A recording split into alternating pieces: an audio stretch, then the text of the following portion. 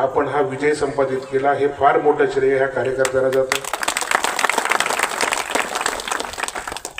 आणि खरोखरच मला या कार्यकर्त्यांचा अभिमान आहे की लोक बारीक सारीक गोष्टीमध्ये आपल्याला भविष्यामध्ये सामावून घेतलं जाईल हे देखील सांगतो। काही संघटनात्मक बदल हे वरिष्ठ पातळीवरनं नक्कीच होणार आहे, त्यावेळी आपल्याला सर्वांना ज्याच्या त्याच्या मेरिटनुसार आपल्याला पद दिलं जाईल, जेणेकरून संघटना वाढेल।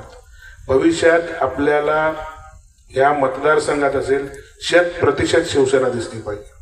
आता आमदार झाला आहे, खासदार महायुतीचा आहे, आता ज्या ज्या नगरपंचायती येतील, ज्या ज्या नगरपालिका येतील, ज्या ज्या ग्रामपंचायती येतील, पंचायत समिती असतील, जिल्हा परिषद असतील, 100% शिवसेनेचा उमेदवार तिथे निवडून आला पाहिजे। ही सर्व जबाबदारी आपल्या शिवसैनिकांची समजून आपण काम करायला पाहिजे। आपण आज सर्वांनी या पक्षामध्ये प्रवेश केलात, मी सगळ्यांचं अभिनंदन करतो।